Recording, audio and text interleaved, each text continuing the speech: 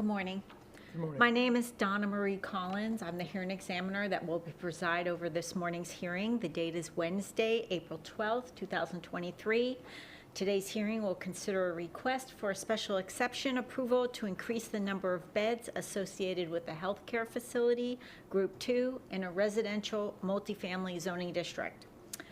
The case number is SEZ2022-00011, and the case name is 1896 Park Meadow Drive, Fort Myers, in the South Fort Myers Planning Community. The parcel is 4 acres in size. If approved, the request will permit up to 80 beds in conjunction with the healthcare facility Group 2 land use. The details of this request will be explained by the applicant and staff during the respective presentations. All persons who testify during this proceeding must do so under oath, including members of the public.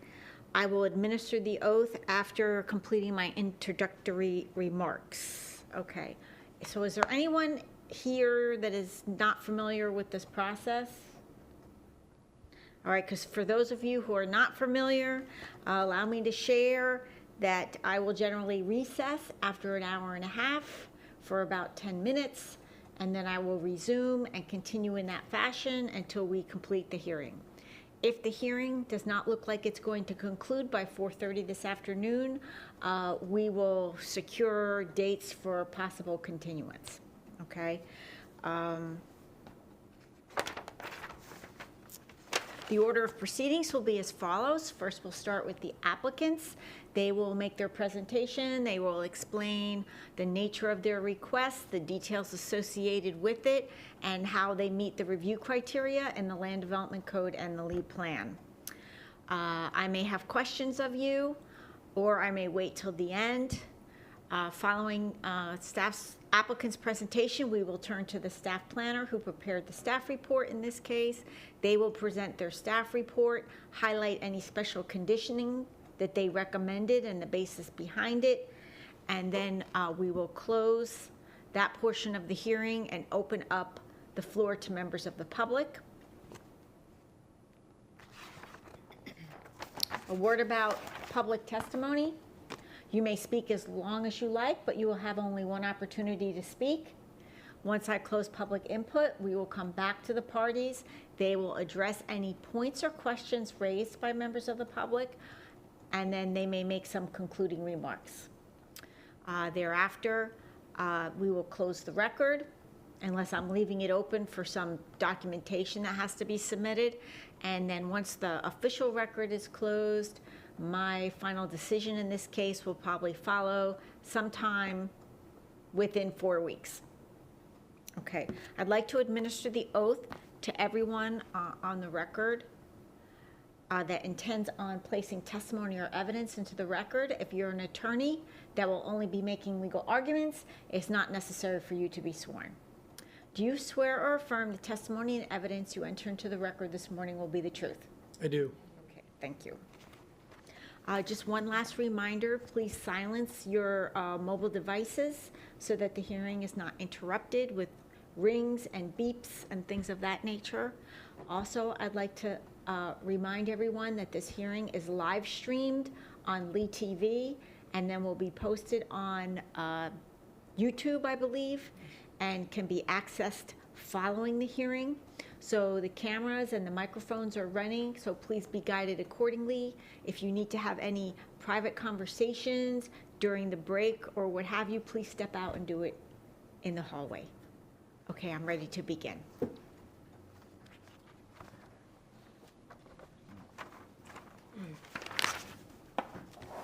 Pointer up there is going to.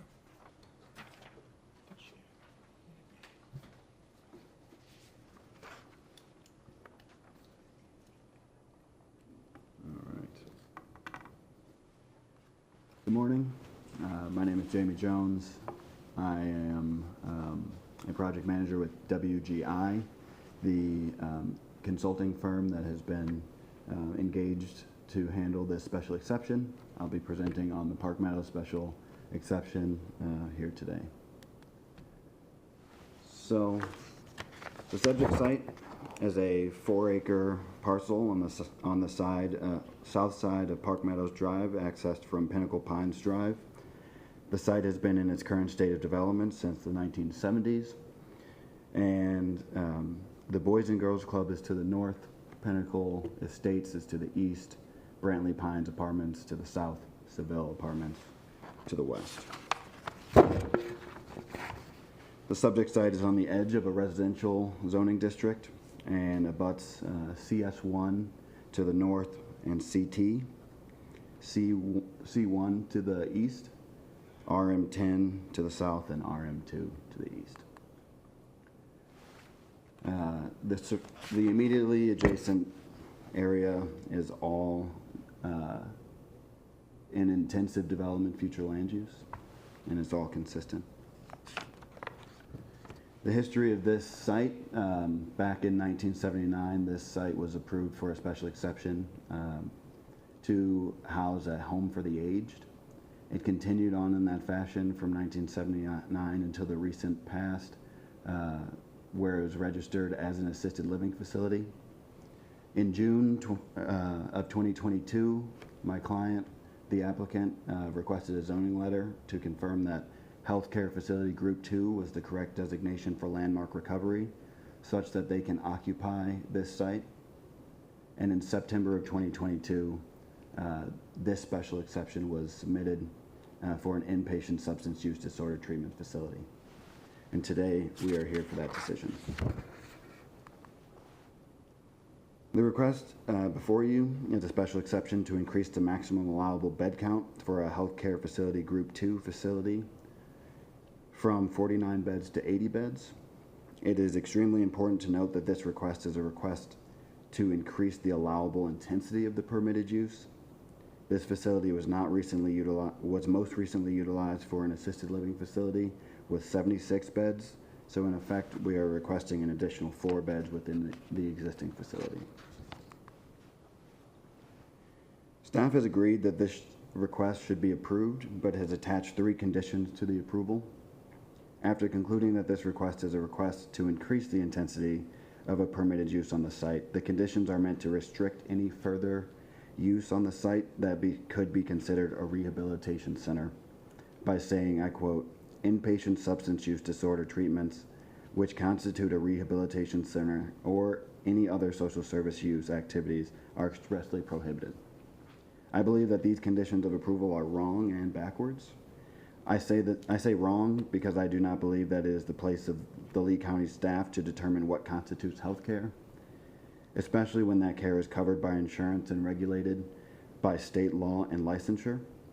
I also say backwards because within the context of this site, the conditions of approval seek to restrict the residential care components of this treatment facility, and I request that these conditions be reevaluated and removed from this approval.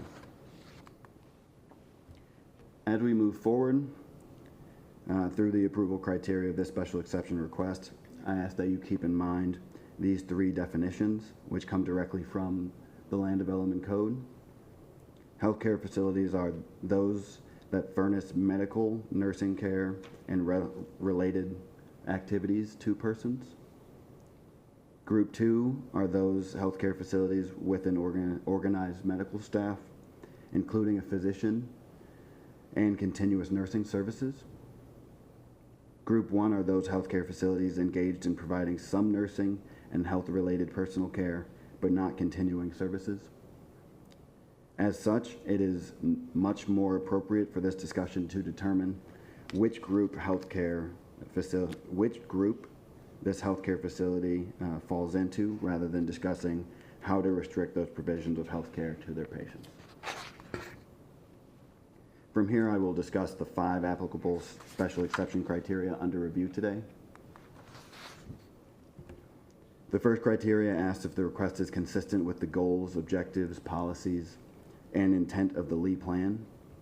Coming directly from that Lee Plan is policy 158.1.2, which states Lee County will promote the opportunity for development and support of hospitals, nursing homes, and additional medical related facilities in order to promote a continuum of care to enhance the quality of life throughout the county.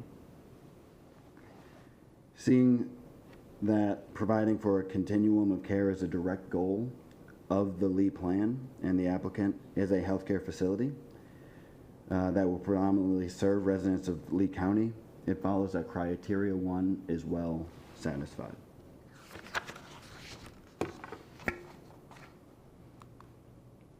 The second criteria asks if the request will protect, conserve, or preserve environmentally critical and sensitive areas and natural resources where applicable. There are no preservation or conservation lands designated on this site, but there are impressive grand oaks and extensive living vegetation. The client proposes to continue utilizing the existing site and does not propose any removal of these mature trees. The third criteria asks if the request will be compatible with existing planned uses. This site is on the edge of a residential zoning district with commercial to the east and residential to the west. Utilizing the density equivalents found in LDC section 34-1494, the site could hold a maximum of 228 beds were it to be redeveloped with an unrestricted residential care facility. It is my argument that this request for an 80-bed treatment facility will be extremely compatible for this site. The inpatient residential care proposed will fit in with the residential, and the medical services will fit in with the commercial. The proposed use will fit perfectly in this transitional property.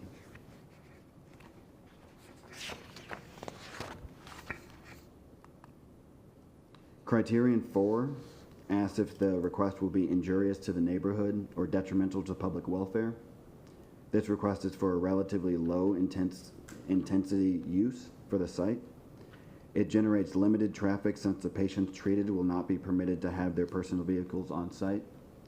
And because the relative impact of allowing 4 additional beds is minimal, it is my argument that the site will uplift the public welfare by providing a severely needed healthcare resource for those afflicted by substance use disorder. The last criterion asks if the request will be in compliance with zoning regulations pertaining to the use and other applicable regulations. So far, we have established that the requested use is a healthcare facility that is allowed by right within the zoning district. The building is in existing condition that has no external changes proposed. The intensity of the proposed use is relatively low, and the parking is in compliance. To boil it down, this request is only to increase the permitted use from 76 beds to 80 beds.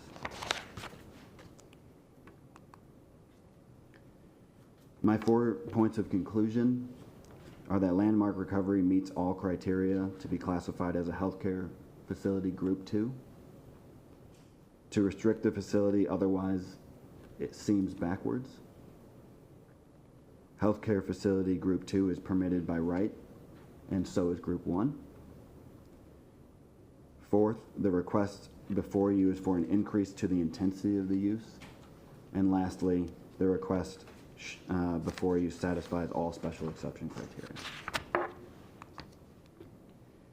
I remain available to answer any questions. Okay, does that conclude the applicant's presentation, or are there more witnesses that will speak? More witnesses that will speak. Okay, because I'd like a little overview of exactly what's going to go on Sure. on the site. Okay, thank you.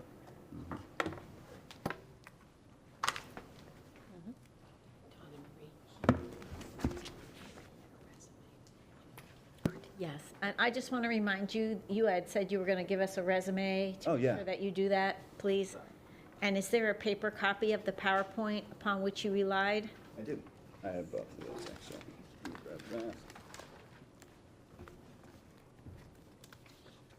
The resume will be Exhibit 1, and the PowerPoint will be Exhibit 2 for the applicant. Thank you. Thank you. Okay, just give me a moment to take care of this.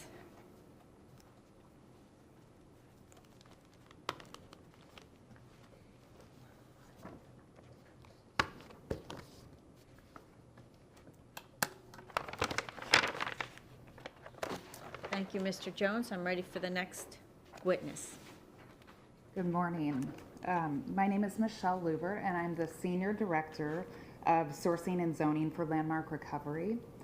And I will provide a brief history of our communications with Lee County to date, followed by a background summary of Landmark Recovery and a description of the services we provide, with medical testimony from our Regional Medical Director.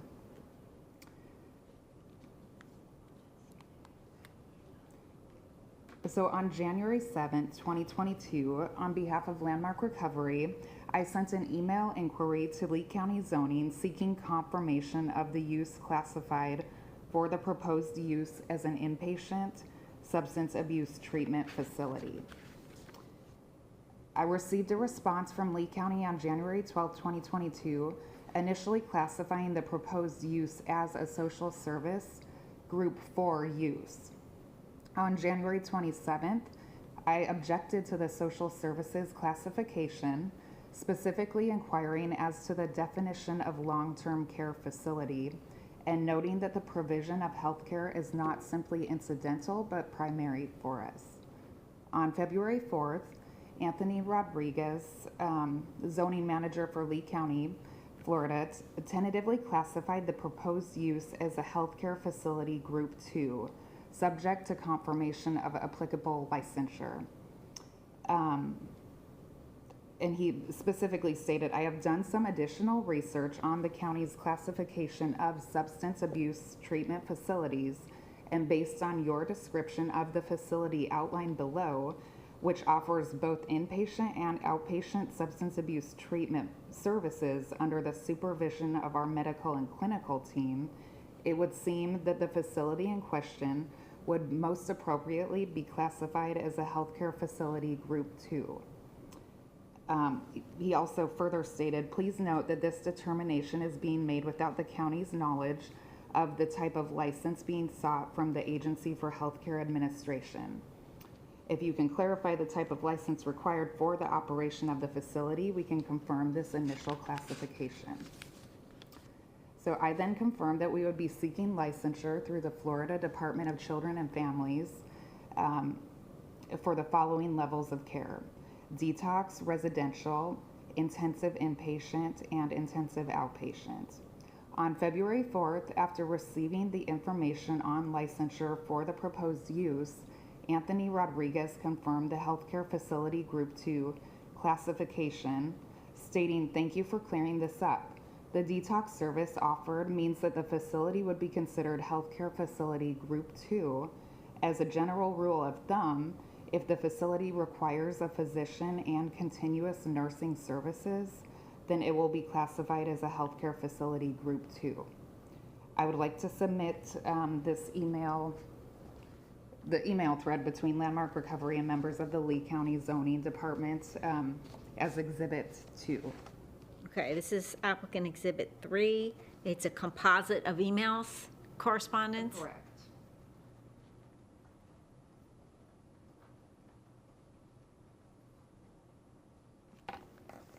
Thank you. Just give me a moment here.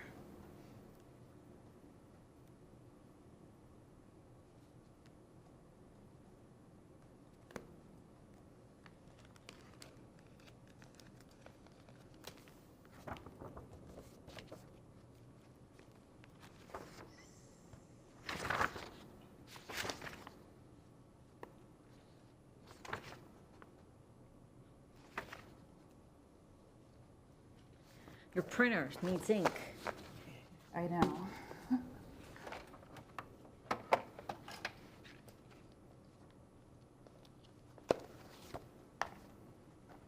Okay, I'm ready. So then accordingly, to memorialize this information, I requested a zoning verification letter on June 17, 2022. I was provided a zoning verification letter on June 27, 2022, with the requested information specifically referencing the fact that healthcare facilities group 2 are permitted by right in the RM2 district, and that a special exception is required for such facilities containing 50 beds or more.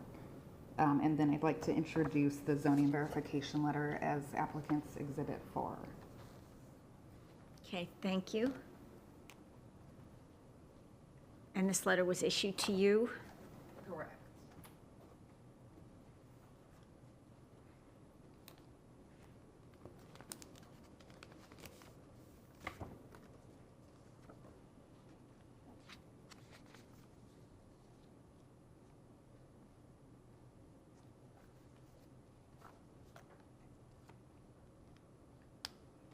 And so my main goal in pointing out this communication is because we have based our full application for a special exception off of the information that was provided during both the referenced email conversation as well as the zoning verification letter.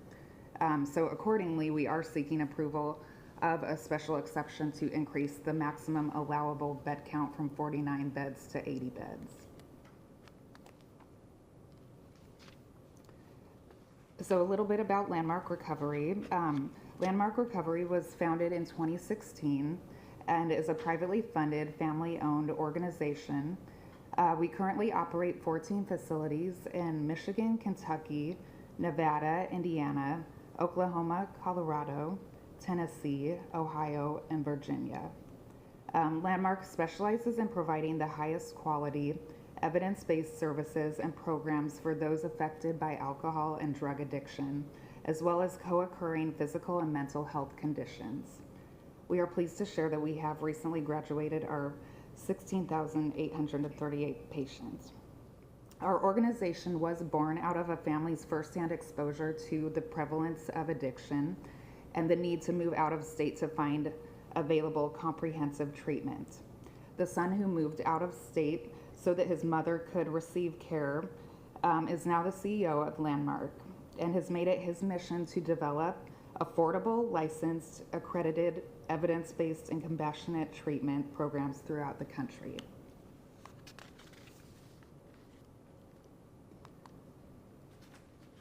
So as Jamie touched on, Landmark Recovery of Fort Myers will be approximately just under 40,000 square feet of existing space converted to the Landmark model for inpatient substance abuse treatment. There will be interior renovations only, which will ensure appropriate medical, clinical, office, and bedroom space.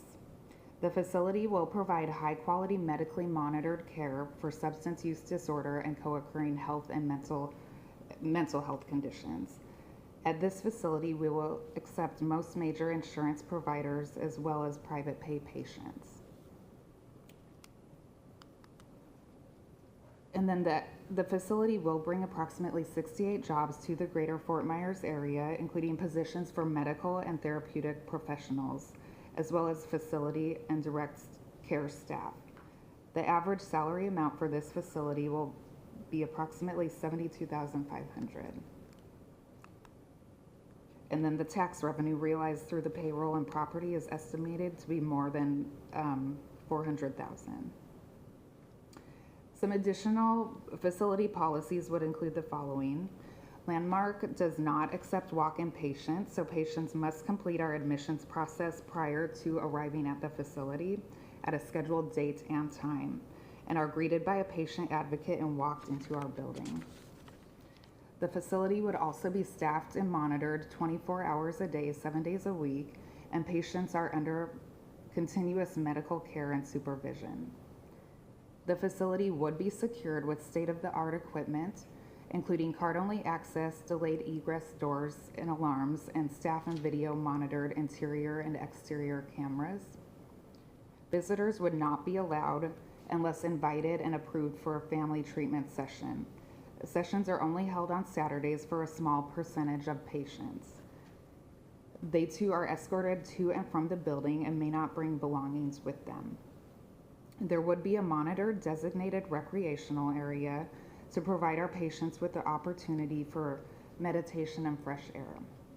We would not use nor disturb methadone at this facility, as this is not our standard practice. While we detox patients from methadone, we do not use it as part of our treatment protocol. Substance use disorder facilities by law cannot be locked down, so should a patient express the desire to leave, we have evidence-based practices and protocols in place to address their concerns and to successfully maintain their patient status. If the final decision is to leave the facility, we work with their loved ones and community resources so that they leave with a safety and support plan in place and appropriate transportation. The parking lot would be used for staff and approved visitor parking only, and patients are not permitted to bring their own transportation.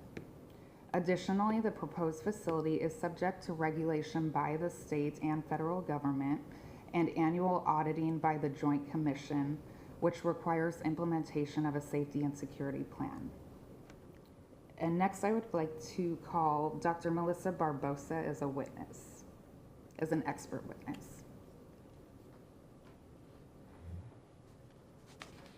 And I do have a copy of her resume. Yes, please.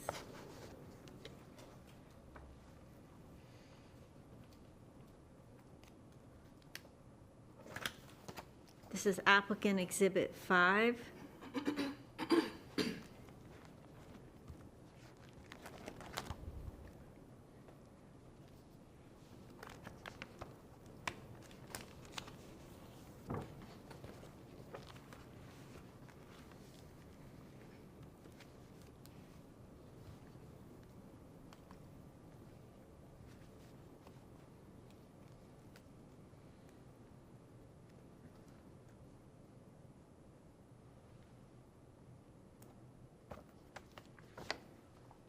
Okay, doctor, would you please give us a brief summary of your background? Are you going to walk her through it, or what's the plan? Yeah, I'll walk her through it. Okay, that's fine. Can you please state your name?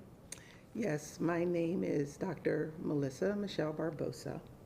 And what's your current occupation?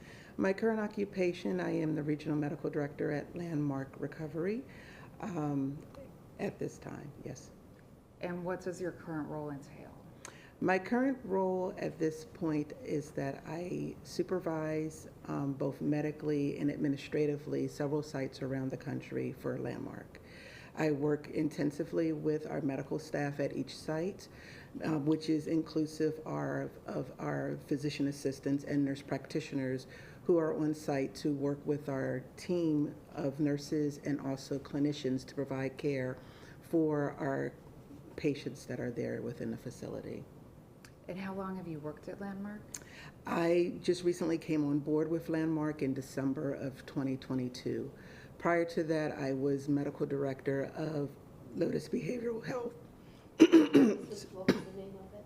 I'm sorry, of Lotus Behavioral Health, which is an addiction treatment facility for adolescent children in Seminole County, Florida.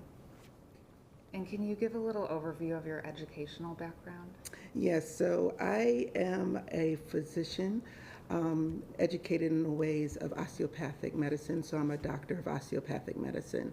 I graduated from the Philadelphia College of Osteopathic Medicine in 2009, at which point I started my internship in internal medicine in Philadelphia, and then completed my residency in South Florida at Larkin Community Hospital in family medicine.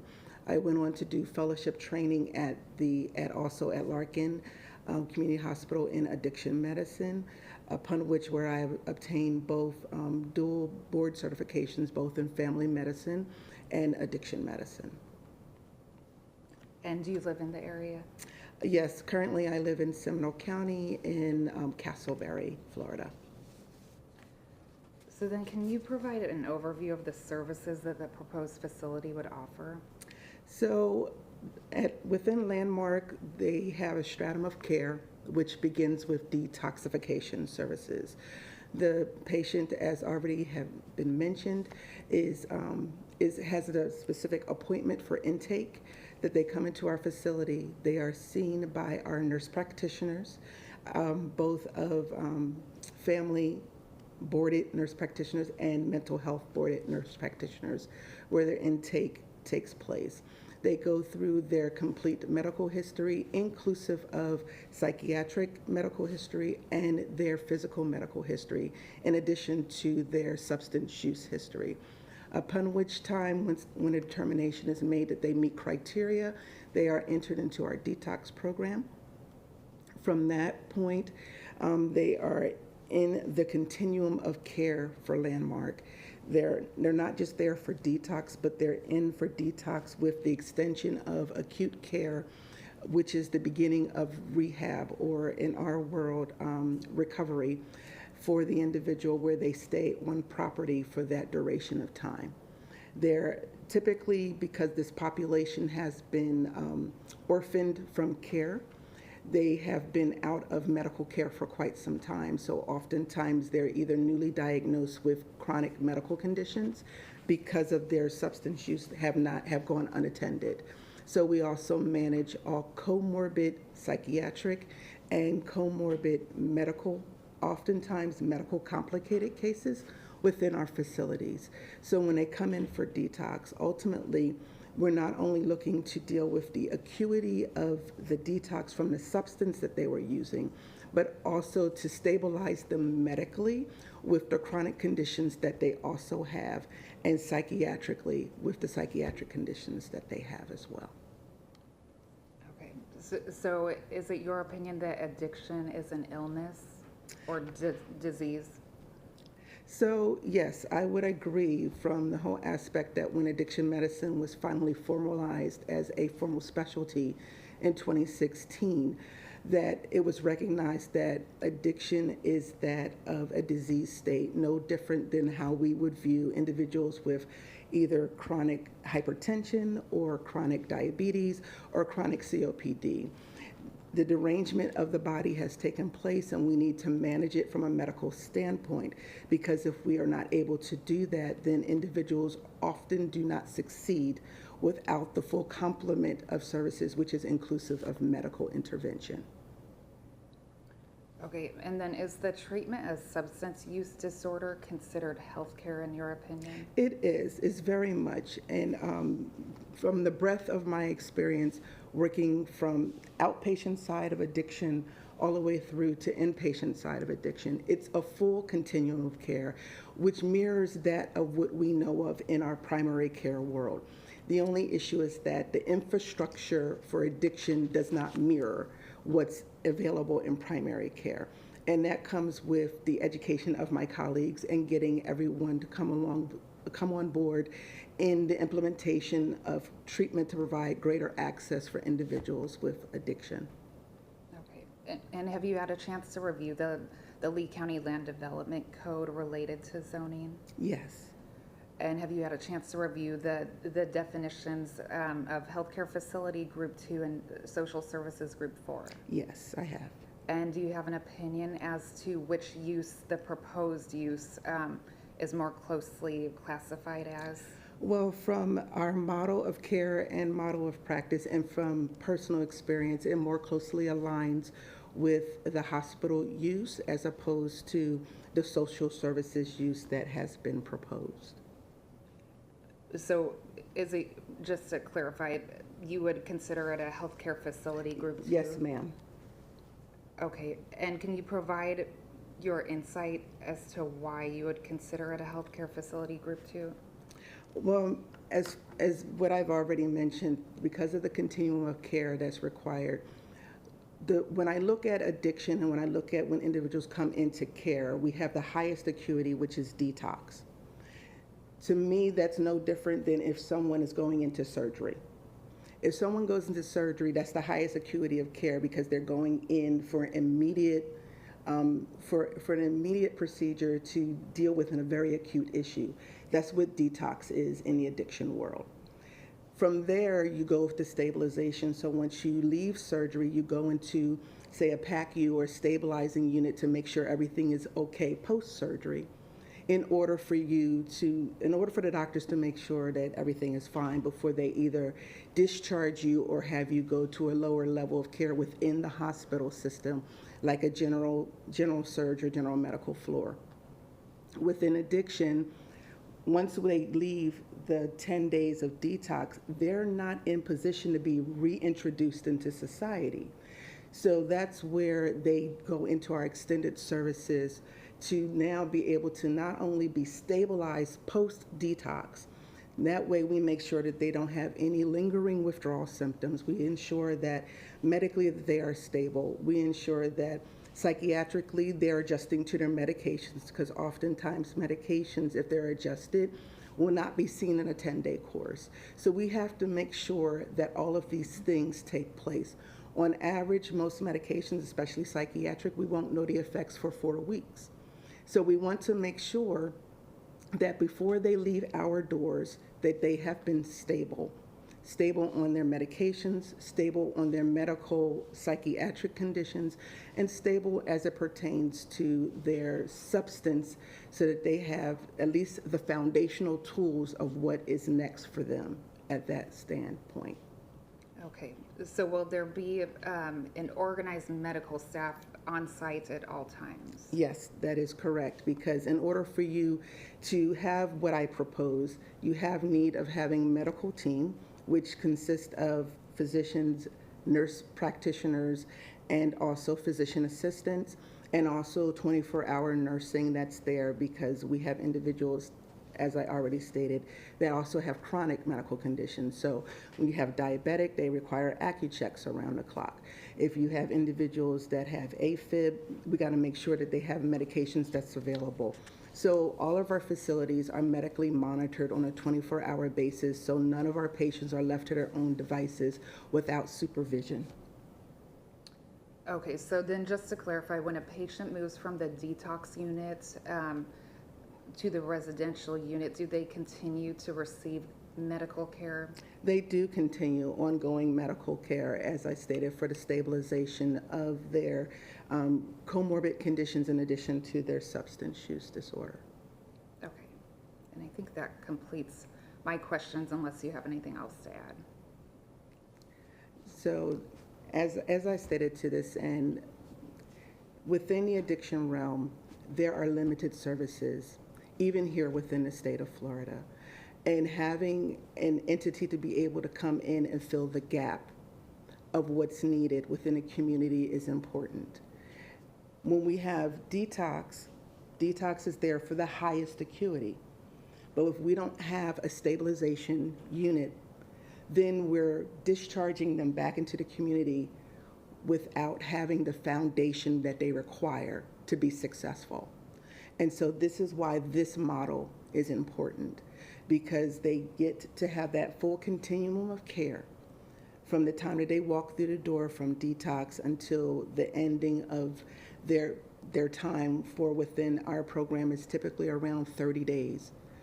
That then they can get transferred either to a longer term facility if that's what they require, because now they need, and typically individuals that require that often have housing insecurity and other things, that they would require a long-term residential care facility.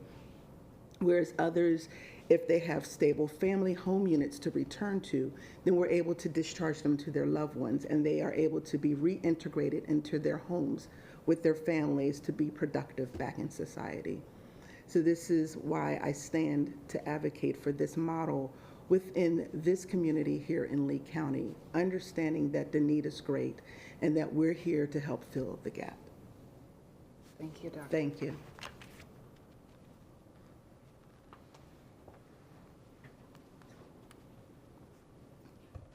And next, I'd like to explain just the great need here in Lee County. So Landmark chooses its locations based on the need for the services in the areas that have high addiction prevalence and patient population. Our facilities are delineated by insurance payer.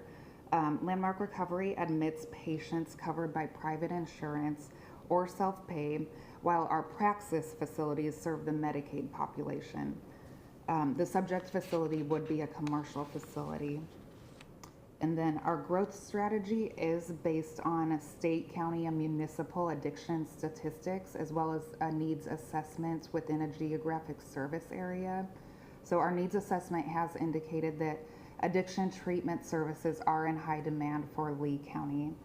And in the state of Florida, approximately 8% of its residents are using illicit drugs at any given time, weighing in at about 1.5 million Floridians and about 410,000 individuals suffering from illicit drug dependency within the last year. In Lee County, overdoses, the majority of which are not fatal, have risen 800% in the past 4 years, from 171 in 2013 to 955 in 2017, according to Lee Health, the largest medical provider in the county. And then according to the Florida Department of Health in 2020, Lee County EMS responded to over 5,000 overdose calls, in which 319 were fatal.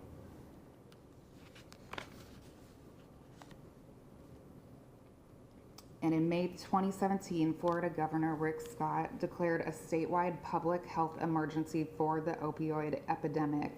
Social attitudes and political responses to the consumption of alcohol and illicit drugs make substance abuse a complex public health issue. The plan states that the focus should be on reducing stigma related to mental health and substance abuse, increasing the number of individuals who have access to substance abuse education and training, increasing accessibility of mental health and substance abuse services and facilities available to the community, increasing suicide prevention education, and partnering with other organizations to help achieve these goals.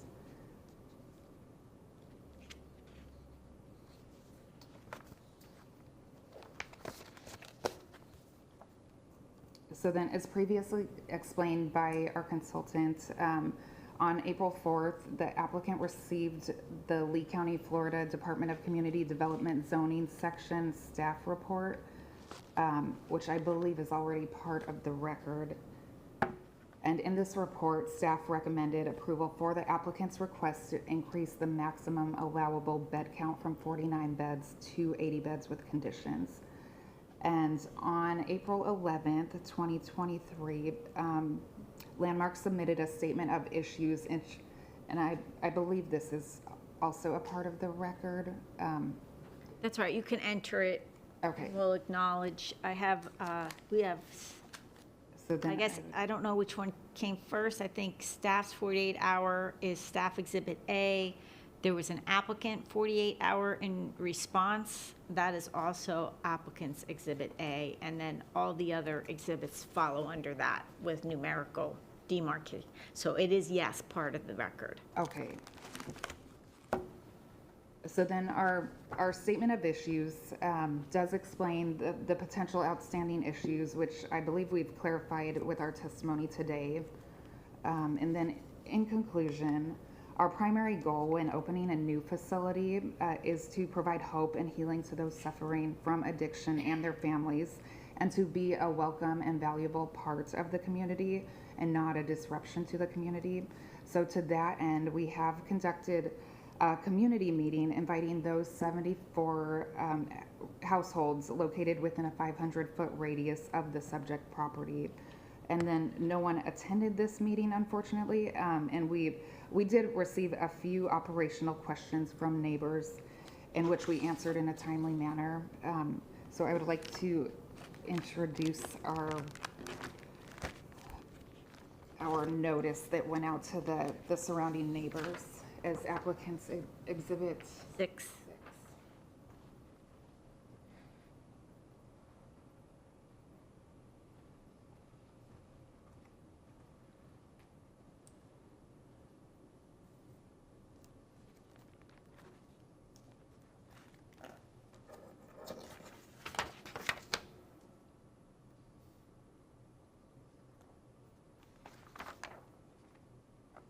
So our patient population is recognized by the federal government for being unique and protected because they do suffer from a cruel yet treatable disease, the disease of addiction.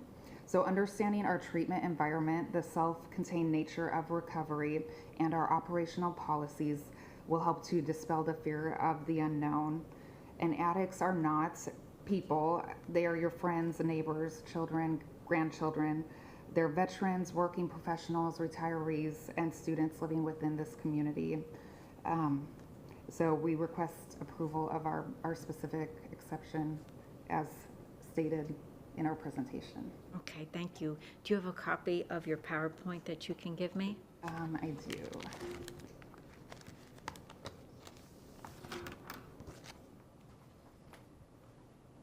This will be Lubbert PowerPoint. Exhibit 7.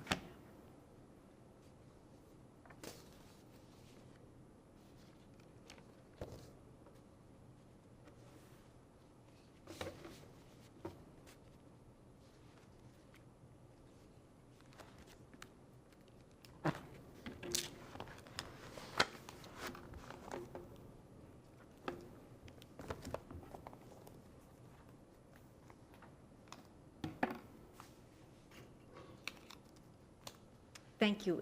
Are there any further witnesses on behalf of the applicant? No.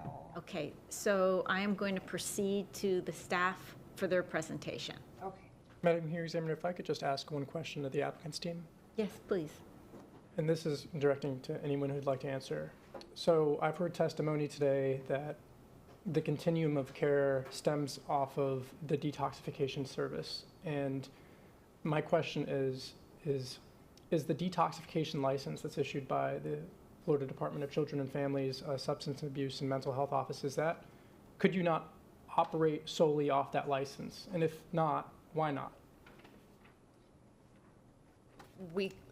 So it's my understanding that we would have to obtain a separate license for each separate continuum of care. So if we were to only apply for the detoxification license, then we could only provide those services.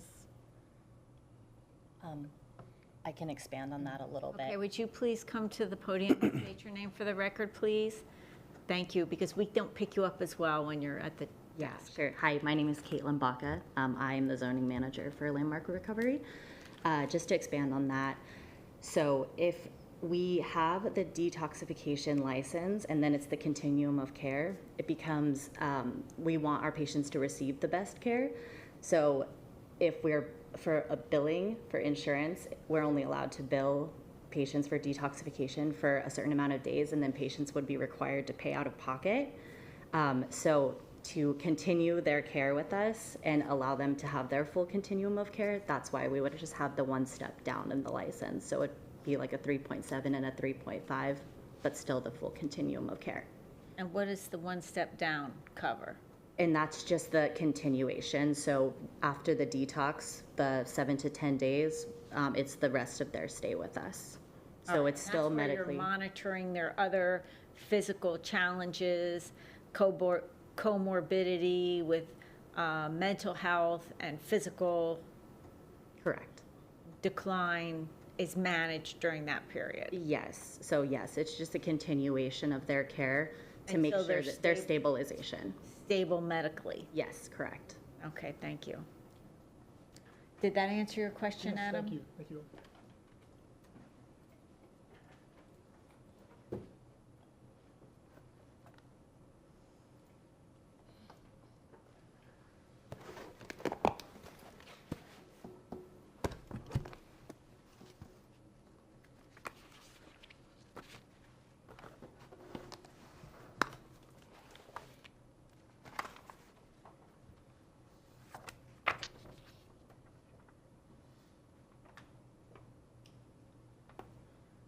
Good morning, Madam Hearing Examiner. For the record, Adam Mendez, Senior Planner with the Zoning Section. I have been previously qualified as an expert witness, and I am seeking to be qualified as an expert witness with respect to the Lee County Land Development Code and Comprehensive Plan. Yes, please proceed. Madam Hearing Examiner, I have a copy or two copies of staff's PowerPoint presentation. I have provided the applicant a copy. Thank you, Staff Exhibit 2. The staff report was Exhibit 1. Would you give the second one? Okay, that's fine. I'll make a copy for the court reporter. And what exhibit do we have the revised conditions under at staff's 48-hour letter? That's A. Okay.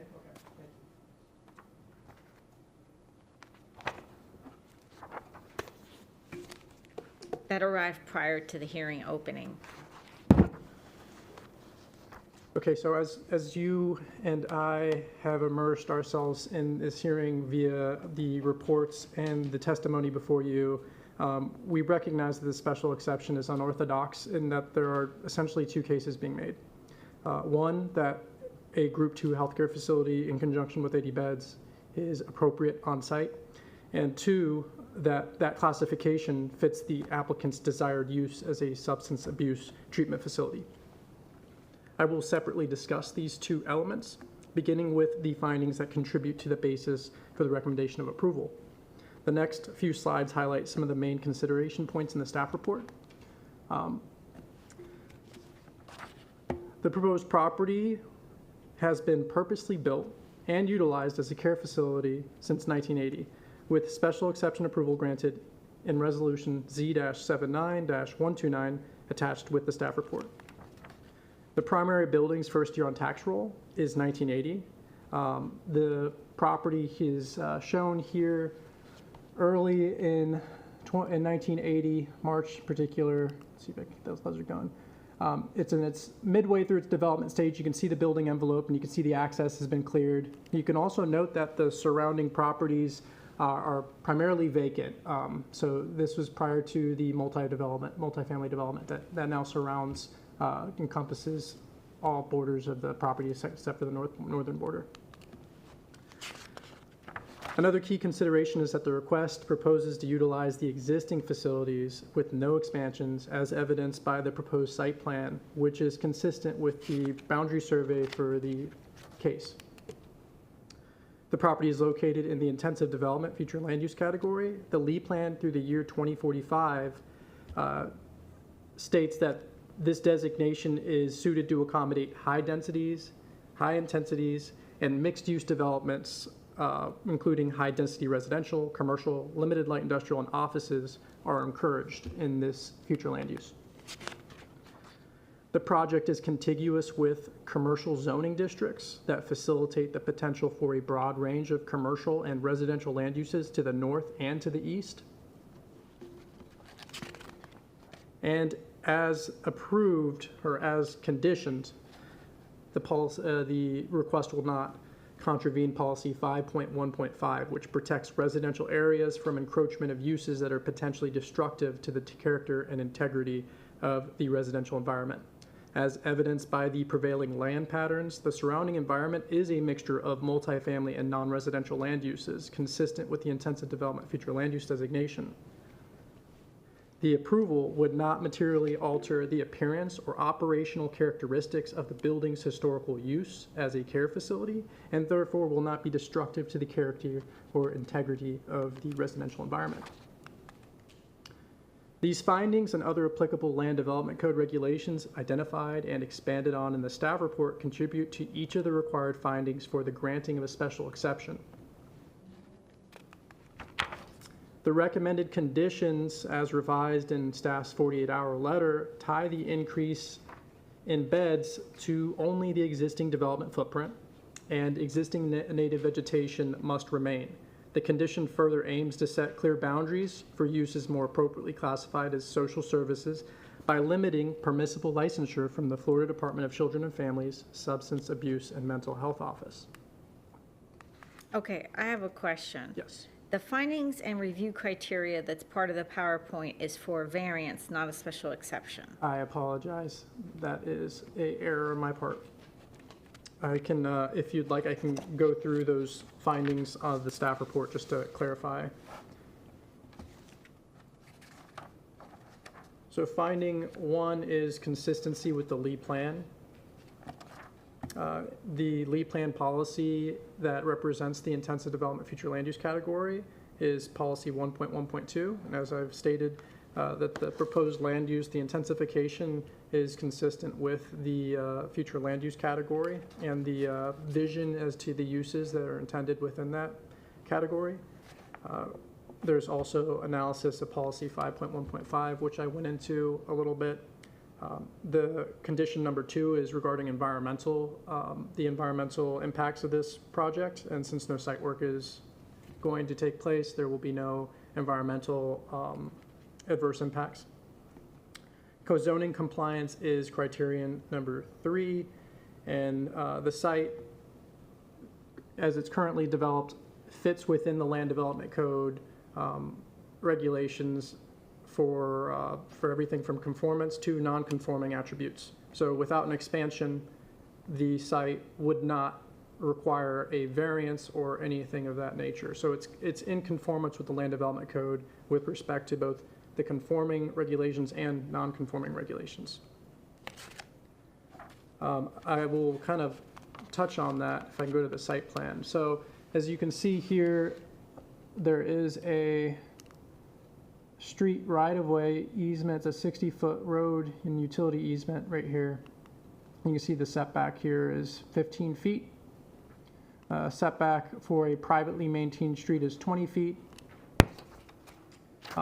If you're observing all the other setbacks surrounding this is the site plan. They are in compliance, even the accessory buildings in compliance with the land development code. The land development code offers a provision with regard to structures which were permitted but are no longer conforming with respect to the land development code. And it says as long as we do not propose any expansion of the use, in this case, no expansion is necessary, there won't be a development order to trigger a requirement to review a variance for a reduction in the required street setback for the road easement. And that's kind of where I go off to say that it is in conformance with the land development code, because it's not operating outside of what would be permitted otherwise if they were to come in just with 49 beds.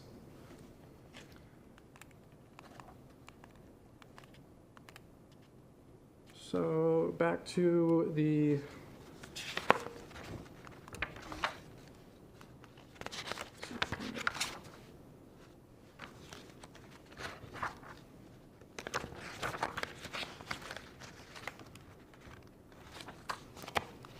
The 48-hour notice. Yeah, so the 48-hour notice is, as you understand the core of the issue here before us, it's not that the use that they're declaring that they're going to operate as is found to be necessarily a nuisance or an issue if it was introduced on the property. It's that there is a more appropriate classification in staff's opinion, with the benefit of a full substantive review and with the benefit of reviewing other facilities that are licensed similarly.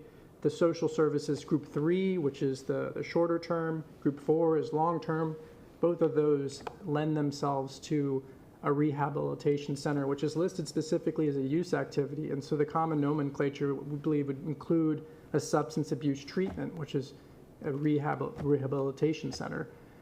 So I think that the applicant's basis is because we have a physician on staff at all times, or because we have nurses on staff at all times, that we are principally a healthcare facility group 2, which, you know, it's kind of narrowly carved out as a hospice or a skilled nursing facility, a home for the aged, if you will. So to convert into a substance abuse and treatment facility overall, not just the detoxification component, which is certainly agreeable with staff, as you can see in the staff report, as it being a medically necessary component, but as it blends into the residential inpatient care, which can go on, 30 days, as you've heard on the record, between 28 and 35 in their business model, but in others longer, that it kind of transitions into a situation where healthcare is incidental. And certainly providing you testimony right now is not an expert witness in the field of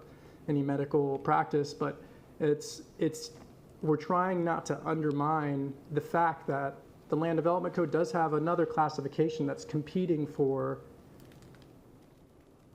recognition in this case. And so, like I said, it's unorthodox that we hear before you. We agree that a healthcare facility group 2 within the purview of the Land Development Code is appropriate on site at a capacity of 80 beds. The applicant has demonstrated that. There's just a disagreement on the interpretation of the full range of substance abuse treatment and how that would fit into skilled nursing care. Well, I'm confused by this, because if the property was approved for an ALF, which is what we now call home for the aged, right?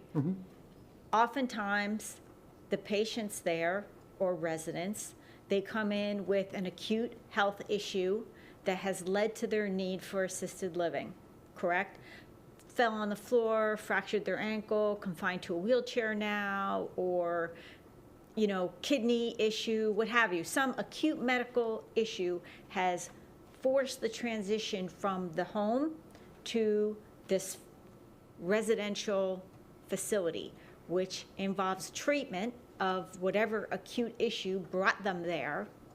But oftentimes this population has comorbidities, and what started out as an acute thing that gets addressed and perhaps resolved, there are ongoing health issues for these patients, inhabitants, that continue for a period of time. I'm having trouble distinguishing this model from the assisted living model, because you have the same situation. Once you address the broken ankle or the kidney flare-up or whatever it is that brought them from being able to live independently to having to live under these circumstances, albeit for usually a much longer term, right? Mm-hmm. There's like a stabilization period, no longer acute, but still medical, that follows. What I heard from the testimony of the doctor is that's the model of this. There's a cutoff after 30 days, possibly extended a little longer. Certainly we can't consider anything that's less than 6 months long term. I mean, I have a lot of trouble with that, just comparing it to other uses in the Land Development Code. Clearly this is not long-term care. Yeah, long-term care is permissible on the property if it's an ALF, but I just will put a pin in that for a minute now. I'm back to this business model is very similar to the ALF business model. I understand that there is the umbrella of social services, right? And that perhaps this fits also under that. But I don't think the two categories are mutually exclusive. My reading of the Land Development Code, they are not mutually distinguishable in the context of treating an acute issue and then stabilizing whatever medical issues follow before release. And just because counseling may be a component, because there is a mental health comorbidity does not mean that it's not considered health care. Do you know what I'm saying? It's not, that flips it over to social services. The Land Development Code needs to be more precisely written if they want to start distinguishing between types of medical care. And I submit that may be a very slippery slope and why it hasn't happened. Yeah, I follow the thought process, Madam Hearing Examiner, and as you can imagine, that's led to exactly where we are today, where there's this gray area between health continuum and what would be considered a rehabilitation center. I guess one of the... Because let's face it, they're both commercial models. They're Yes. both commercial businesses. Absolutely. So that's not the distinguishing Yes. factor. So one of the distinguishing factors, at least in the staff report's consideration, is the type of patient that is received, and not to discriminate, but the Land Development Code does categorize, in this instance, it's providing social services and rehabilitation services to persons with social or personal problems, which is, I'd say, is kind of distinct from someone who falls and breaks their hip and needs to enter into a nursing home. Well, if addiction is defined and classified as a disease, I'm not sure you can make that conclusion. And that's where I guess staff probably would need direction from your office, and your decision would certainly set a precedence for how we continue to classify these, the timeframes you may set to try to delineate between those, or if you have direction for staff to amend the Land Development Code, if that's the board's and staff's interest to protect, the public from being, I'd say, misled, maybe believing that that this was carved out for skilled nursing care and hospices as they would understand that, and that a rehab would fall under a social services use. So to make that clear, so we certainly respect your decision and your direction in this matter. Well, I want to be very careful not to discriminate against this facility simply because of the type of patient that they treat. And my concern / alarm when I saw the recommended conditions confining all activity to inside, when the very use that's going on there has shuffleboard courts and a currently filled-in pool. Obviously, the patients at that facility had full use of the outdoor perimeter, right? Right. Probably with supervision, given the demographic, right, that's living there. I can see a condition requiring perhaps supervised outside time, but to preclude it, you know, I'm looking at two very similar types of medical facilities, and I have to be able to have a rational basis for distinguishing. Certainly. And so that condition was offered to memorialize what the applicant's request statement had initially stated. Page 4 of the applicant's request statement stated that all activities at this time were going to be indoors and there would be no outdoor use. So that's why that condition became what it is. It's not, if that condition is appealed, it's not something that staff would retract its recommendation of approval, certainly. It was just to memorialize what was in the applicant's request statement initially. Okay, thank you. Yeah, Could I? yeah, absolutely. Yes, Just to clarify, page 4, the request is that, or the statement is that no patients are treated within the building and no additional outdoor recreation / gathering spaces are proposed at this time. Just to say there are existing outdoor recreation spaces and no additional spaces proposed, right? Understood. That is not. Understood now, yeah. Okay. I'm going to give staff an opportunity to just give us a replacement PowerPoint with the Yes. correct page rather than, you know, pulling one page out. We'll discard this, understanding that you're going to submit the identical, only with the standards for special exception rather than. Absolutely, yes. And I'll leave the record open for a day for you Yeah. to take care of that. Okay. That concludes staff's presentation. I'm available for any questions. Thank you, Adam. Thank you. Thank you.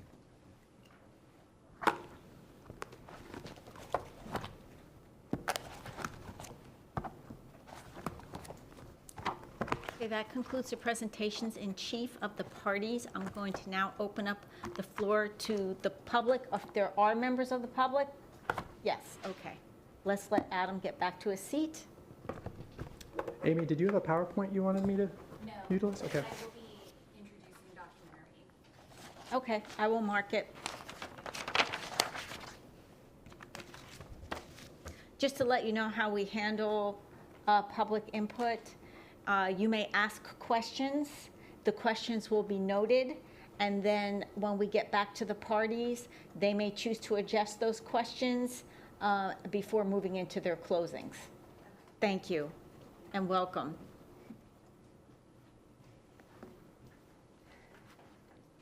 Good morning, Madam Hearing Examiner. For the record, Amy Sarrazin-Tabot with Pavis Law Firm. As I mentioned, I do have evidence that I would like to intersperse my public participation form. Okay, thank you.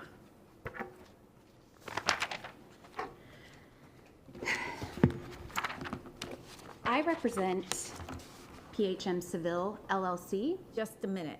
Is that, you're intending to submit this as an Lot. exhibit? We, And just, you want to tell me what it is exactly? yeah. I think that maybe all of the printers in Lee County were having issues this morning, so I was running a bit behind trying to deal with that. I have presented a memorandum analyzing the use categories based on what has been proposed and how this is regulated by the state of Florida. I have also included a separate memorandum that addresses the 4 different residential treatment types that are subject to licensure under Chapter 65D-30 Florida Administrative Code, because there are 4 different residential types and they do vary based on their purposes and various other issues. I have also included a copy of Chapter 65D-30 Florida Administrative Code. And then I have included some printouts from the Landmark Recovery website to kind of piece all of this together. So I hope this is helpful, and I will try to present an abridged version of that orally here today. So, you know, I would just like to say at the outset that my client and I are not opposed to inpatient rehabilitation facilities generally. That is not our issue here. We think that these facilities are needed in Lee County without even seeing the data that was presented today, which is very compelling. Lee County does need more of these facilities. It would be a great benefit. But as with any use, it needs to correspond with the proper zoning district. The conversation you just had with Adam, I think I can probably elaborate on just a little bit. So I have reviewed this a few different ways, all of which bring me back to the fact that this is social services, either group 3 or group 4. So first, if we look at the overall suite of services, or the service components as they are called in the Florida Administrative Code, we are looking at detoxification, we are looking at intensive inpatient rehabilitation, we are looking at residential treatment, and then we are looking at intensive outpatient treatment. Those are 4 separate service components, and they are licensed separately, but often under one service provider for a singular location. 3 of those service components do require a medical director. It would be all except for the intensive outpatient treatment program. But if we look at this for what it is, it's a suite of services intended to provide for recovery. It's intended to help people rehabilitate from their substance abuse disorder, which I submit is an illness, and enter recovery and stay there and really have the tools to make sure that recovery lasts for life. But rehabilitation center is not classified under healthcare facilities. It's classified as social services group 4. And again, I submit that the language in the Land Development Code is not great, but I think we also need to take into account that this was originally adopted, I believe, in 1993, 30 years ago. I'm pretty sure you could smoke cigarettes in restaurants in 1993, so a lot has changed in terms of how we view health and public health and how we regulate it. We know a lot more. We no longer have a, you know, I will submit, we don't have a strict line, a chasm between mental and physical health. But this particular use does not fall within the healthcare facilities use groups. So when we look to the basic definitions set forth in the Land Development Code, we look to first what the principal use is. Again, I would argue it's rehabilitation center. And the reason for that is because the Landmark Recovery website itself states that its inpatient facilities are what you think of when you think of rehab. I believe it's the second sentence on their inpatient treatment page. I've included it with my memo. But even if we want to get into tenets of statutory construction, and we want to start looking at legislative intent, and we want to start looking at other possible ways to define rehabilitation, we can look to the Oxford Dictionary, we can look to Merriam-Webster, and they both state that rehabilitation is essentially a service to help people recover from drug and alcohol abuse. I will also note that these services that are being proposed are not licensed by the Department of Health. They're licensed by the Department of Children and Families, as set forth in Chapter 397 Florida statutes, and again, Chapter 65D-30 Florida Administrative Code. So when we look to the principal use, I'm trying to find the definition. It is the primary purpose for which land or a structure or building is used. The primary purpose. It is rare that we have a single use in a single structure. We often have accessory uses. An accessory use is a use of a structure or premises located on the same premises as the principal use and is customarily incidental and subordinate to the principal use of the structure or premises. Customarily, incidental, subordinate. So here, The primary purpose of this is rehabilitation. That is best classified as social services. The general definition of social services states that these uses are establishments providing social services and rehabilitation services to persons with social or personal problems requiring special services and to the disabled and disadvantaged. Now, again, social and personal problems is probably not the best way to describe that in 2023, but I think back in 1993, that encompasses behavioral health. And when you read this in pari materia, we go into the groups. We have 4 subtypes, just like we do with healthcare facilities. Group 1, establishments primarily engaged in providing counseling and guidance services to individuals or families, but which do not provide resident facilities. So again, we're looking more at mental health issues with Group 1. Group 2, establishments primarily engaged in providing training or rehabilitation services. Rehabilitation specifically. Those uses include rehabilitation agencies, self-help organizations like AA. It is my understanding that it does not look to resident facilities for Group 2, and that's where Groups 3 and 4 come in. I submit, again, the long-term language in Group 4 is challenging, but I think we can at least say that this, at a minimum, is Group 3, because Group 3 includes establishments primarily engaged in providing temporary living facilities for individuals with personal or social problems. I don't love that language. I agree that the LDC should be changed, but again, looking back to 1993, we're looking at behavioral health, we're looking at mental health, we're looking at those types of issues. Right, but I'm looking at it in today's world, and it's a medical issue. So I don't look at it as a social issue. I'm looking at it as a medical issue. So another way to look at this, not every use that provides healthcare is a healthcare facility. Medical office, for example, is not a healthcare facility. And that is classified separately. There are doctors, there are nurses, there are PAs, there are all kinds of people that are at medical office. That use, not healthcare facilities. That use is also not allowed in RM2.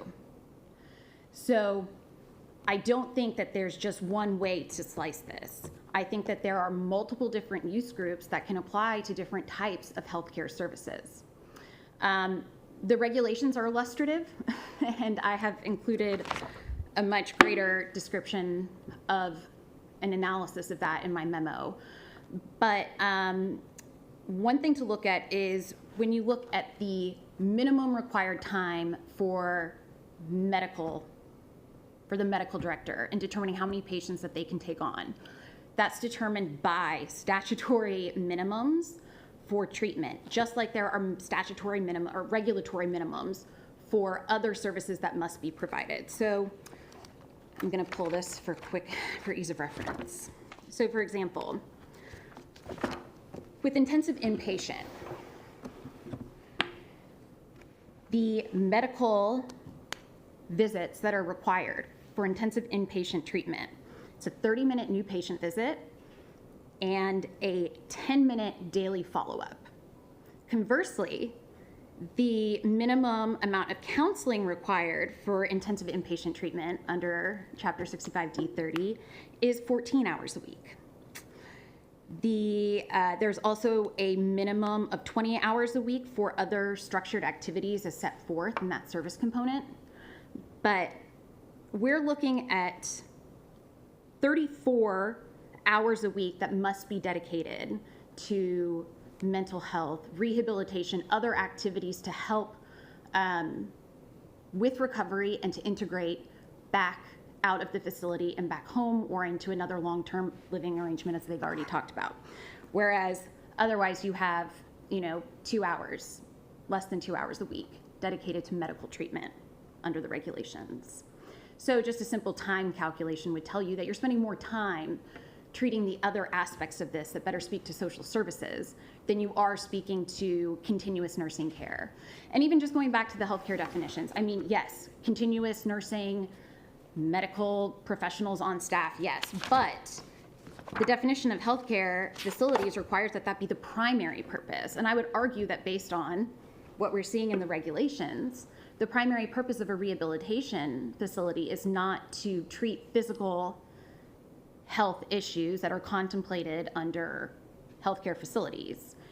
They're intended to treat more of the mental health, behavioral health aspects, which I submit is health, but that speaks to social services. There's some other max requirements as far as the number of patients that you can take in at any given time.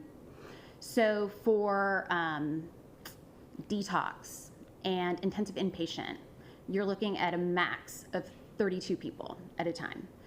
And the way that you can get your licensure, it's my understanding that you can essentially explain that you're dedicating a proportion of your time to each service component, and then you do the math and you calculate it that way. So, if the max for detox is 32 beds and you're going to spend 25% of your time focused on detox as the medical director, you can have up to 8 detox beds.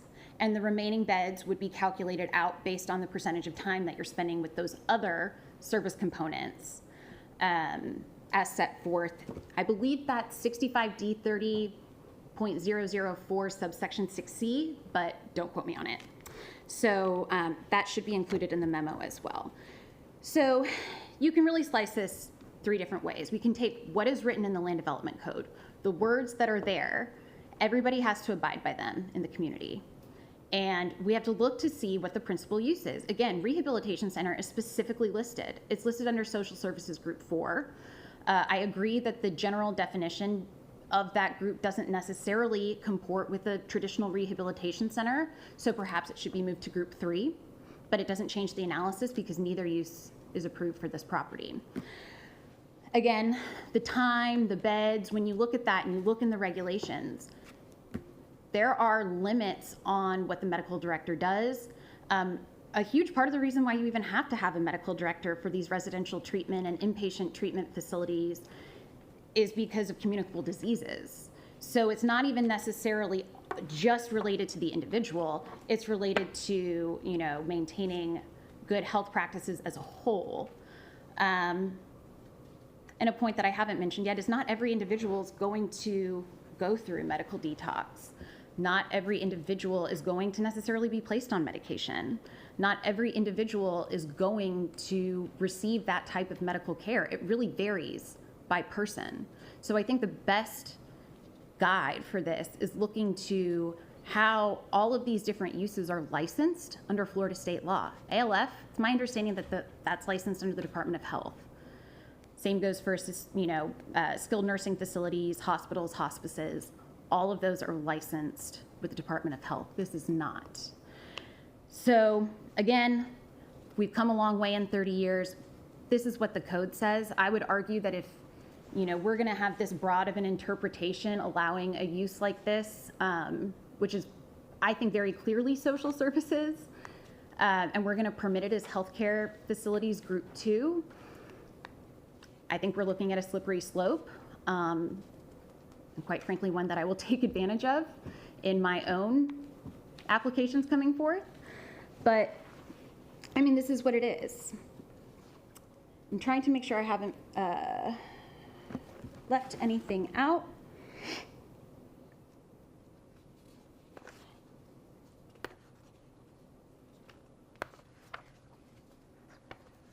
Yeah, the only point that I would make is the general idea that I think everybody in a conventional zoning district should be treated similarly. So everybody who is in RM2 abides by RM2 regulations. I have not seen another facility like this in RM2. I have not seen another facility like this licensed, I don't think, outside of a community facilities zoning district, with the exception of Park Royal Hospital, which is primarily licensed as a hospital. So I believe that is classified primarily as Healthcare Services Group 4. Again, that is also not a permitted use here. And I believe actually the language even for intensive inpatient treatment talks about how that particular program, that service component, is intended to be set in a hospital or a hospital-like environment. So again, to me, that speaks to Healthcare Services Group 4. So all of this is to say that this is really just an issue of trying to put a square peg in a round hole. And we can call it round all we want, but it's still square. And we do need this use in this area. We need it desperately, but we need to find the right site for it. We need to find the right zoning for it. And this is not the proper location, unfortunately. And who is your client? PHN Seville LLC, they own the apartments west adjacent to the site.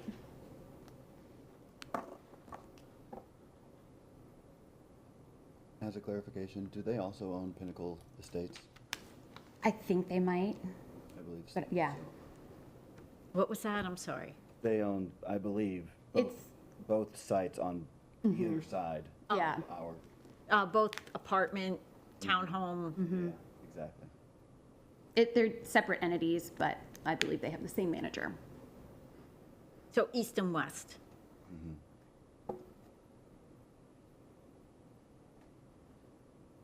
And what is the access to those sites?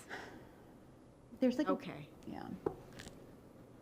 I haven't done my site check yet. I'm hoping to do that today, now that it doesn't look like this hearing is going to go into the afternoon. I do have a few cases before this one, so I won't be ruling on this one quickly like I normally do, just because I do have a bit of a backlog.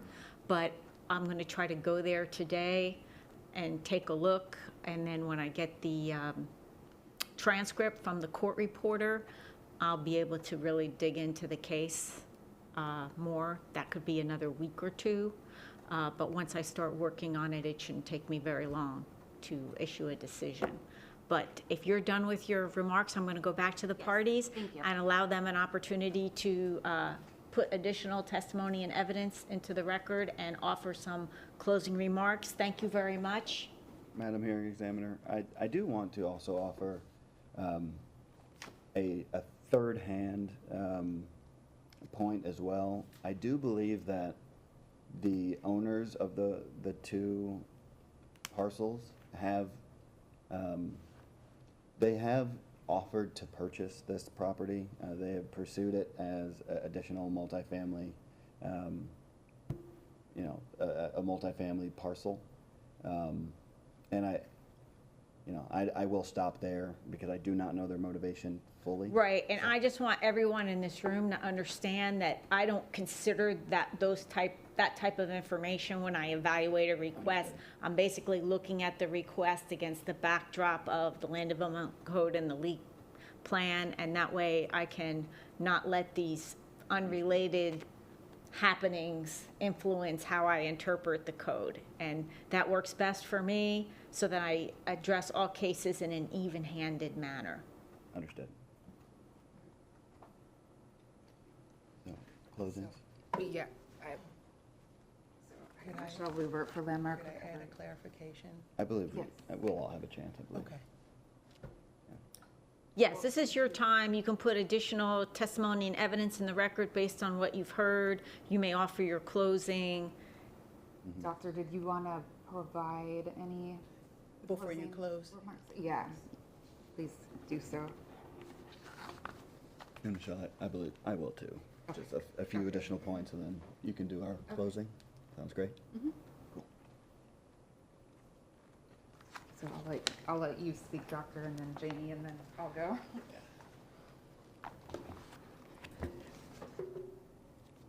And then just restate your name again for the record, please. Yes, again, my name is Dr. Melissa Barbosa, Regional Medical Director for Landmark Recovery.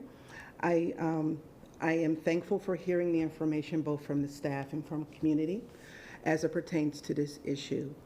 I also understand that the language within all of the statutes and everything that has been presented today have presented us with the quandary of the grayness of the situation, but also understanding that there's a grayness in the treatment of addiction because how it has been handled historically. When we look at the historical context of how addiction has been treated, it's been along two tracks. It has either been an abstinence-based treatment or it's been methadone. Methadone was the only aspect of medication-assisted treatment, which is the term that we use now, have been seen as legitimate for the treatment of opioid use disorder. Everything else has been abstinence-based. So when we look at the language of everything that's been written in context to 1993, it was still with that context in mind. It was either abstinence or methadone. Now we fast forward to what I had referenced earlier with the fullness of the exception of addiction medicine as a medical specialty. That was the recognition that medicine has always had an integral hand in the treatment of individuals with addictions. However, within historical context, it wasn't fully recognized because of the two models that have been entrenched within our society since the beginning. And so when we look at the language of how things have been delineated as far as what treatment provisions have been made, that's where we now get into the grayness of what does it look like. Then we get into the grayness of the nomenclature that's being used as far as rehabilitation. From a medical standpoint, rehabilitation goes just to your point, which you had mentioned earlier, of someone that fell with a hip fracture. They will go into a rehab, and a rehab would provide them with the medical services to help them literally get back on their feet, relearn how to work with the injury that they had sustained, and then help them to acclimate back into society with a new hip, which is replaced with a joint that's made by man that they have not had to deal with previously. And so when we mirror the tracks, and this is what I had alluded to earlier, is that in the addiction space, it's no different than what we see with primary medical care. The only difference is that you're singularly looking at the addictions piece. Just like when you go to a cardiologist, they singularly look at the heart piece. You go to endocrinology, they singularly look at the diabetes piece. And so we have specialties for a reason, to get highly specialized care for individuals and then get them the ability to be stabilized and then to reintroduce them to their world with this now condition that they will live with for life, that they will be able to be reacclimated and be able to function appropriately. And so that was the one aspect that I wanted to point out. Well, we also spoke of the minimums that stated within the 65D30, according to the Department of Children and Family Services for Substance and Mental Health. And when we look at the minimums that stated is the minimums with what the state of Florida expects for us to offer and render. However, when it comes to what is going to be reimbursable by way of the insurance companies, they expect a whole lot higher level than what DCF states within their code. So that means that we always shoot for the highest level of care, because when we shoot for the highest level of care, we know that we're going to give full functionality back to that individual that's going to surpass what the DCF minimums are.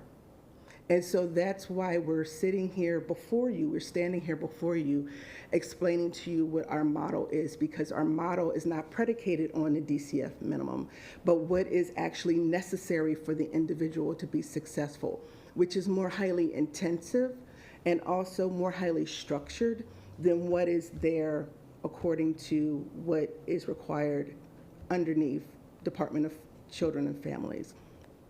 So I just wanted to add that point as well. Working within the state of Florida and also understanding that the delineation between both substance use disorder and everything else, why is this medical and why is this DCF, has been delineated in such a way that even now individuals are scratching their head as to why the separation, because it is a medical condition and should be, but because of the historical context, that's where the separation was. Well, now where we are in 2023, we have to look at bringing things back and reunifying it so that services are not stratified and that we don't imply a bias that don't need to be there. because individuals that suffer from substance use disorder already deal with the stigma within their lives every single day. And we're here to minimize the stigma that these individuals receive, because it's hard enough for them to come into care. So once we get them, we want to make sure we do the best by them in order for them to go back to be reunified with their families, or at least to be able to sustain and take care of themselves. If we default back to the historical context of everything, we're only adding to the bias and the stigma that's already saddled against these individuals, and we're not being helpful in coming against as far as the known plight that we're dealing with right now, which is the opioid context. Opioid overdoses, we have elevations of fentanyl that's coming into our counties and coming into our state, and even more so deadly drugs that are more dangerous than what fentanyl is right now. I look at the statistics. I work on task forces. I'm within not only different areas of Florida, but also have my footprint in different areas of the country. And when I see what's going on in other areas that hasn't hit Florida yet, it's only a matter of time. So the imperative nature of us being able to have these services, boots on the ground, ready to receive, is even more so of urgency. And so that's where I will conclude. Thank you. Thank you.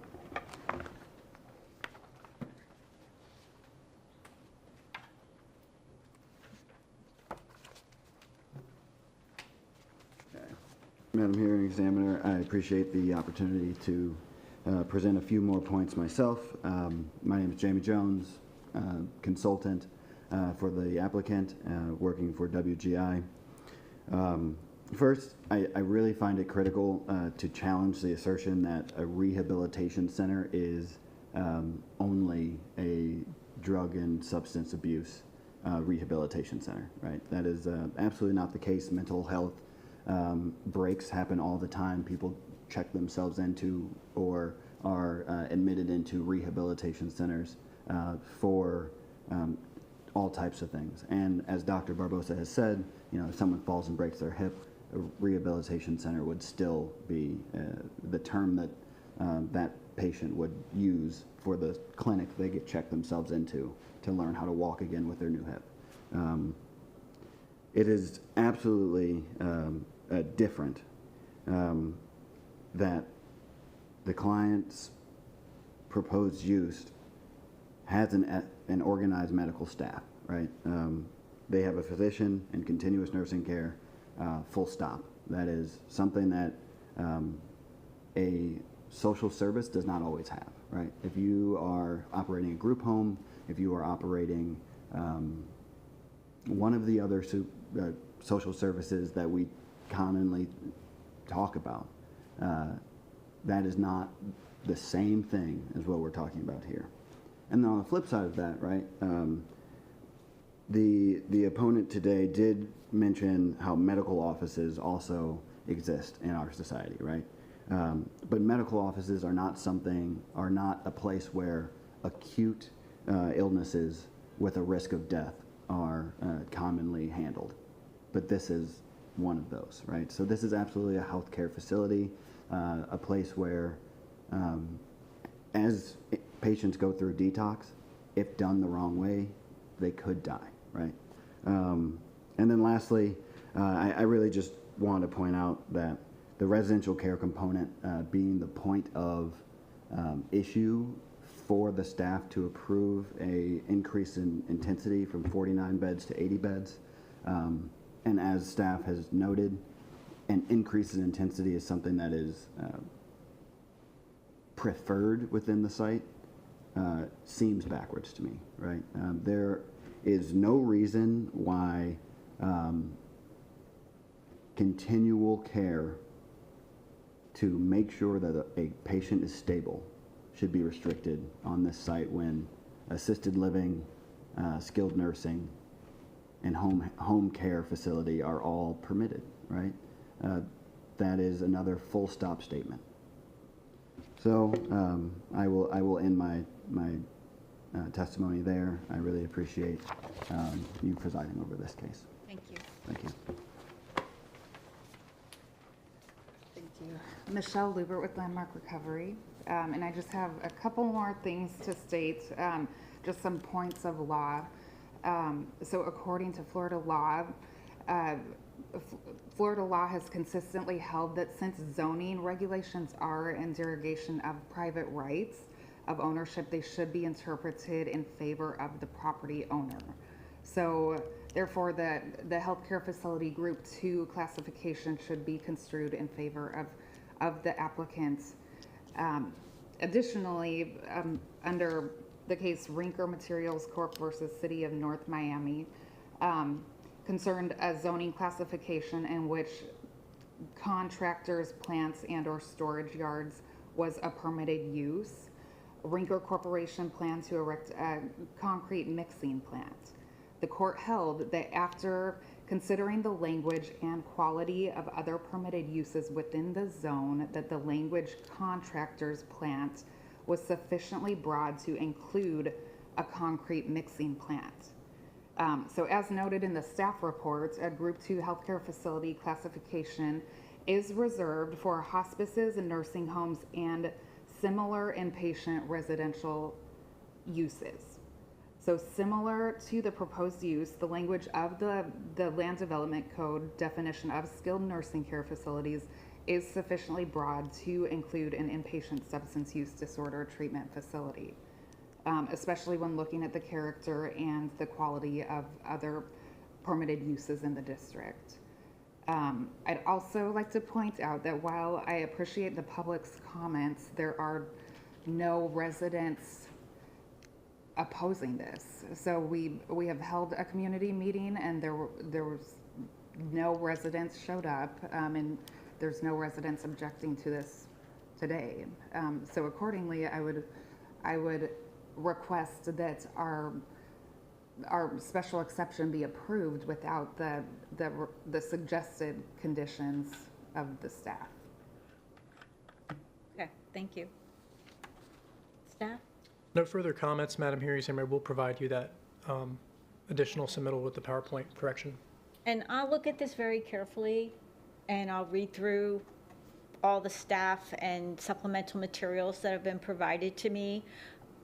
But I will share that based on what I've heard, that it is impossible to ignore the health component of this is dominant, and that where people are coming in with an acute condition, there's comorbidity with other diseases and conditions, probably as a result of what created the need for the admit, but there would be continuing medical management of kidney and liver disease, pulmonary problems, diabetes, anxiety, whatever. There's like a continuous medical monitoring and treatment of these people, patients, until they leave.